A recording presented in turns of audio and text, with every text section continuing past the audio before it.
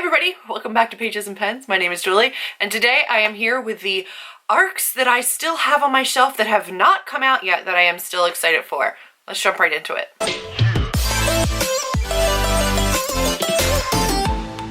If you guys have not been following for too long, I have gone to BEA, BookCon, and ALA in 2019. I will also be doing ALA Midwinter in Philadelphia in 2020. I already have my ticket. I'm already set up. I cannot wait. If you don't know, I do live outside of the Philadelphia area, so it's right in my neck of the woods. I don't have to worry too much about travel or hotels or etc. So I'm for sure doing that.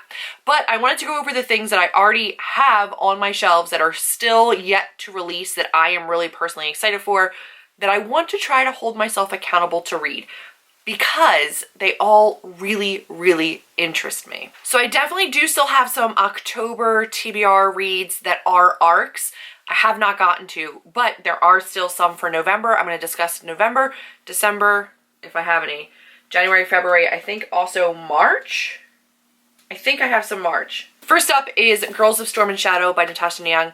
I did read Girls of Paper and Fire, really enjoyed it. I didn't 5-star it, I think I 4-starred it, but I am very excited to see where she goes with this one.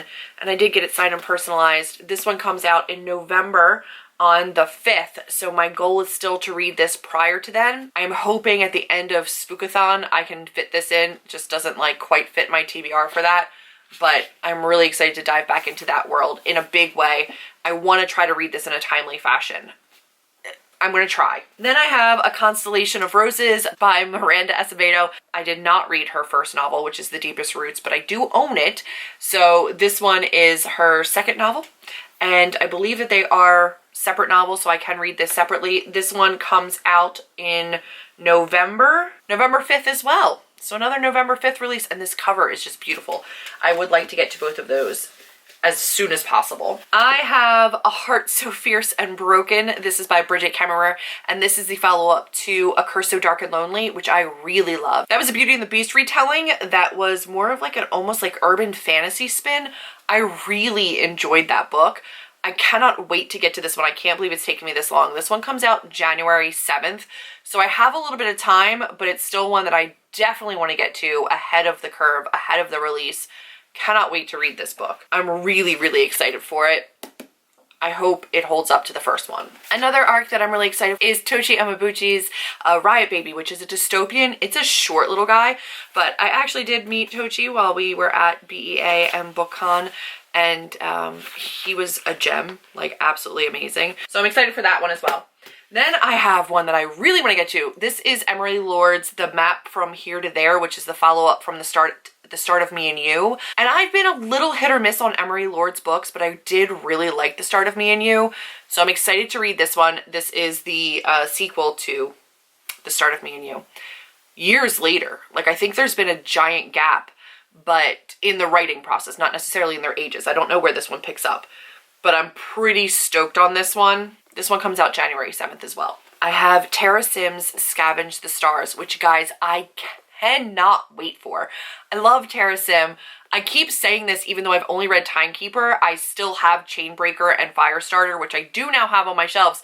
I have not finished that series. I really, really need to. That's one of the things that I want to finish up before the end of the year, is wrap that series up. But this is her new novel that comes out in January. I don't know when exactly, but this one is a gender-swapped Count of Monte Cristo. I'm so here for this. I can't. So I don't know a ton going into it, and I kind of don't want to. This says the cover isn't final. I wish it was, because I really love it, but we're gonna wait and see. I cannot wait to see what I think about this one. Really, really excited. Plus, all of these fantasies that I have coming up, really excite me. Then we have a couple of February reads. This one totally got bent. That sucks. So let's get into the February 4th releases first. I have The Stars We Steal by Alexa Dunn, who is also an author tuber here. I do enjoy her channel. I have not read from her before, though, so I am excited to read this. This one is a space novel, it's a sci-fi space, but I think it's The Bachelor, but in space. It comes out in February 4th, and I do want to read it. And then I have The Gravity of Us. This one is by Phil Stamper, and this one also comes out on February 4th. This one is a queer story, and I am so excited for this one. This is one that I definitely wanted to get. I got this one at ALA. I think I got this one at ALA too. I think one of the characters has like a parent who's up in space. Maybe. I don't know. There's just praise for it. There's no synopsis. Oh. Cal wants to be a journalist. He's already well underway with his 500,000 followers on Flash Fame app. And then Cal finds himself thrust in the middle of a media circus. His life is more like a reality show. Cal meets Leon, whose mother is another astronaut on the mission. He finds himself falling head over heels and fast. They're going on a mission to Mars. There's a mission to Mars. Regardless, I am really excited for this one. This is one that I definitely wanted to get my hands on. I'm really glad that I did at ALA. And again, February 4th, these are reads that I definitely want to get to prior to that date. Then we have another February release. I don't know when in February. This is a Fire Reads. This is What Kind of Girl by Alyssa Scheinmel. This one is about a girl at a high school who says that her boyfriend is abusing her, and the camp is kind of split between people that believe the boy, that he never hurt her, and people that are kind of believing the girl but also kind of shaming her, like who stays with a guy who's been hitting you for that long. Kind of goes over that subtle shift that takes place between like, this doesn't make me feel great, this is abuse, and then looking into the mindset of an abuse victim and what kind of toll that takes on them publicly, and I'm assuming psychologically within herself. I don't know, but I'm really excited about this one. It's Girl in Pieces meets Moxie. It's an unflinching exploration of the many forms of abuse women face, the strength it takes to recognize and to claim your worth. Yeah, some girls want to rally behind the boy's expulsion. Some want to rally around the boy. The only thing that the entire student body can agree on is that somebody is lying and the truth has to come out. Very excited for that book. And then I have one last book, which is the furthest release. It's a March release, and that is Wicked As You Wish by Rin Chupeco. I have not read anything by Rin Chupeco yet, even though I have The Bone Witch on my shelves. And this one may just be what I start with. I'm really excited about this one. It is 100 Names for Magic, Book 1. The cover is gorgeous. I hope this is final. And this is the magical kingdom of Avalon was left desolate and encased in ice when the evil Snow Queen waged war on a powerful country. Its former citizens are now refugees in a world almost devoid of magic. Prince Alexei is the sole survivor, and he's hiding in a town so boring magic doesn't even work there. And then there's some kind of like phoenix, I think. A firebird appears for the first time in decades, and he has to unite with a ragtag of friends to journey back to Avalon for a showdown, this magical showdown. So I guess he goes to like the normal world. I don't know if it's some kind of like urban fantasy crossover. Regardless, I'm really, really excited for this one. Again, this one is March something. Does it say exactly? It just says March 2020. I don't know the exact date.